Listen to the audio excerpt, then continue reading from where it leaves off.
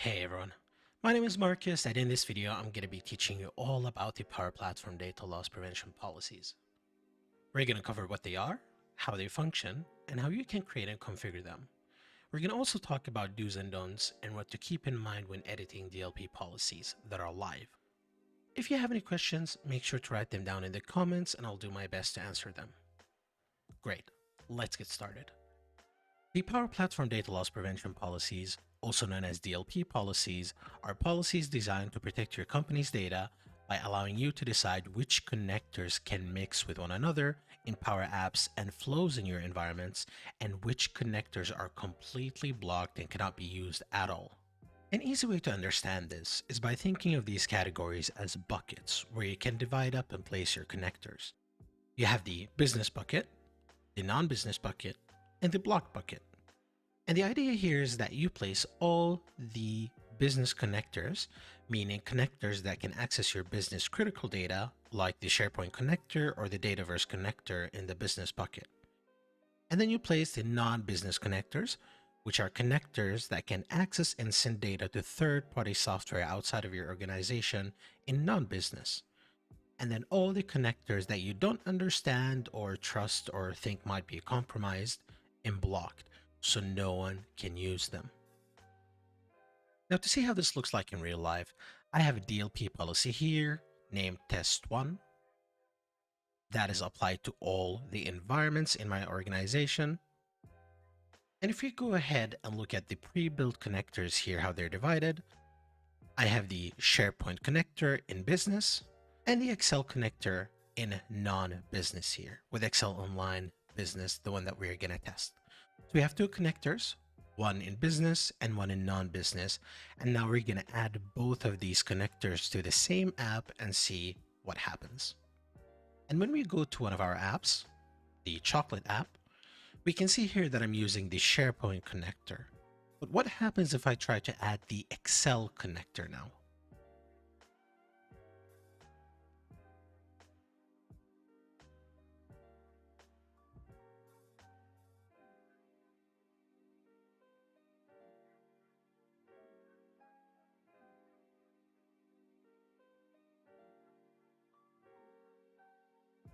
So I'm taking here a data sheet.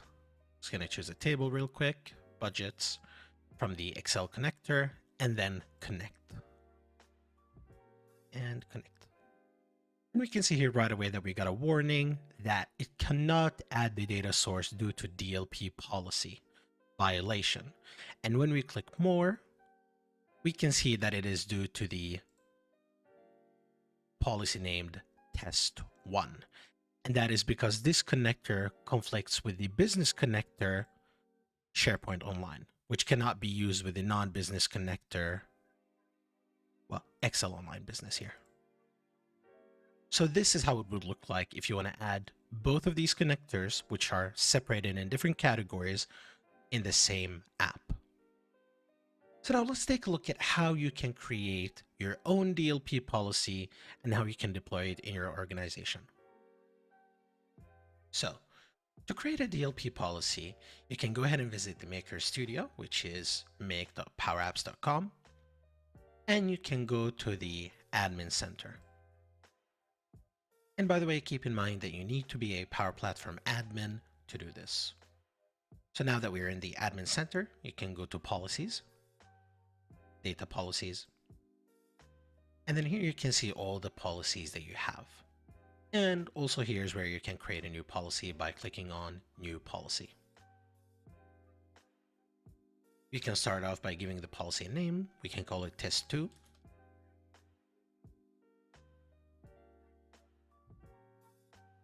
And then here is where we assign all the connectors. And you can see that all the connectors come under non-business. So to move a connector to business, you can click on the connector, and then you can click on Move to Business, which would move it to business. Of course, you can mark multiple connectors at once, so you don't have to do this one at a time. If you want to move all of these to business, you can easily do that like that. And then if you would like to block a connector, you can go ahead and click on Block. which would place it in the block section. Now, of course, you'll notice that some connectors cannot be blocked. And these are like the standard Microsoft connectors. They can only be in non-business or in business. And an easy way for you, since as you can see, there's a lot of connectors here, and you don't want to have to go through each one of them and then, sort and put them in business or non-business unblocked. The easiest way I found was to actually just go to publisher here and then non-Microsoft. You filter by non-Microsoft connectors, and you can see here all the non-Microsoft connectors basically. And what I would do is I would just go ahead and mark all of these and block them. And then you can leave the rest of the connectors here in a non-business, except for the connectors that you would like to place in business. And these would be connectors that have access to data, which is, for example, the Dataverse connector, the SharePoint connector, the Office 365 user connector, which can access to users' data. And if you want to understand more what a connector can do or block some of its actions, then you can mark the connector, configure connector, connector actions, and in here you can see all the actions that this connector can do, and you can allow or block some of these actions. And you can even block all the new actions or allow all the new actions that can get created for this connector, right? So if this is a custom connector, for example, and then whoever created the connector creates a new action, it will automatically come in here, and it can be either automatically allowed or automatically blocked. So keep that in mind. Next, once you have sorted the connectors, we go to next, where you can here work with the custom connector patterns. This is a little bit more complicated, so I would just recommend you that you click on learn more and read more about this in the Microsoft's official documentation. But basically you can also manipulate the custom connectors here. And the next we have scope, and this is a big one. So this is the place where you define where your connectors will be used and where they will be applied. So by default, all the connectors and basically this DLP policy will be applied to all environments, which means that even new environments that get created will automatically get this DLP policy. You can also do so that you can add this policy to specific environments, so that this policy only applies to specific environments, or it can be so that this policy is allowed, or it automatically is added to all the environments, on all the new environments that get created, except for some environments, right? Exclude certain environments. So you can do that as well. And if you take a look here and take exclude certain environments, for example, and go to next, you can see here all the available environments that you have. And since this is a developer account, I only have one environment, but if you are a big organization and you have multiple environments, then you can select the environments here that will be excluded from the connector. In this case, I cannot just exclude this because then it will not be available anywhere. So I'll just go back here and then add all environments to make sure that it's applied everywhere. Click next. Here you can review it, and you can edit if you want to edit any of these sections. And then you can click on create policy, which will create it and add it here. And as you can see here, we now have two policies that get applied to all environments. And so the question becomes, well, what happens if we have two conflicting policies, right? So what if in the test one, I have the SharePoint connector in the business section, but then in the test 2, I have it in the non-business section? What happens then? So if you look at the two examples here where we have two global policies, policy 1 and policy 2, where in policy 1, Excel connector is in business, meanwhile SharePoint is a non-business, and in the second one, both of them are in the same category, which is business. Which policy would apply in this case?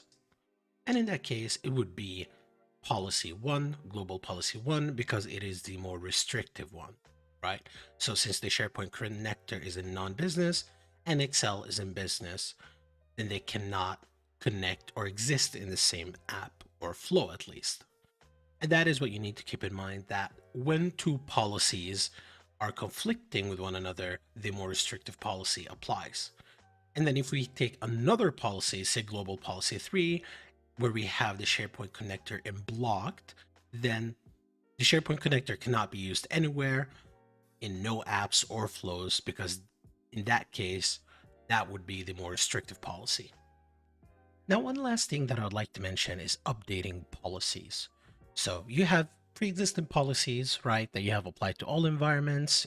These are global policies, or you have just one global policy, for example, and you are thinking of updating that policy, right? So you can click on the policy, you can go to edit, and now you have decided that this connector, for example, should be moved to business for whatever reason. When you're doing that, you have to be very, very careful. Why?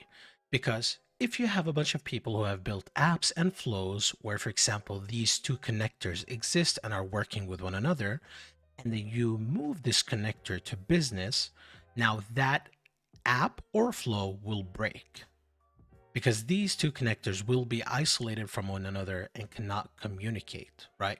The app will simply break and you will get a connection error in the app or the flow. So in updating policies, be very, very careful. There's a tool called the DLP editor in the Center of Excellence Starter Kit. If it is installed in your tenant in an environment, then you can use that. I'll be making a video specifically for that whole thing with the Center of Excellence, how you can install it and work with it. So make sure to subscribe, by the way, to get notified when that video comes out. But you should use that tool when you're editing policies, because there's also a section in that tool basically that is called the impact analysis, which you can use then to see that when you edit a DLP policy, which apps or flows get impacted.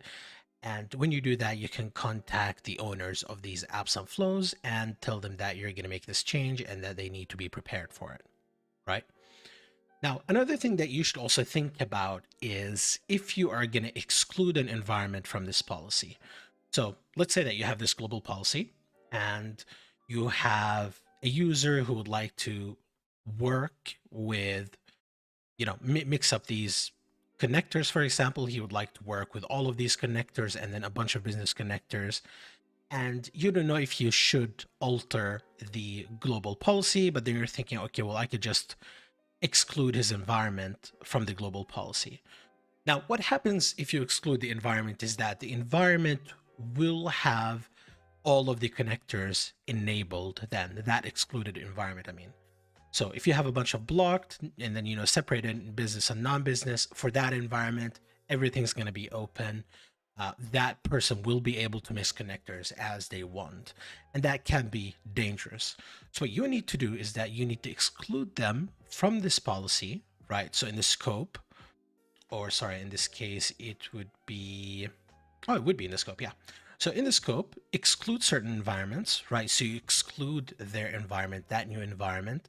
And then what you need to do is you need to go and create a new DLP policy and apply it specifically to that new environment. And in that DLP policy, you make sure to block, everything that you have blocked in the global policy, move around the policy, sort them in business and non-business, but only make the difference between the global policy and then that custom policy should be whatever connectors that person would like to work with. So you put those connectors either in business or in non-business so that they can function together and are not isolated anymore. But do not just exclude environments from the global policy without doing anything. That would be dangerous, because then the apps can then access the data in the environment, in the tenant. They can access user data and so on. That can be quite dangerous. And that is it for this video. If you liked the video, make sure to like it and make sure to also subscribe if you want to see more videos like these. Thank you for watching, and I'll see you in the next one.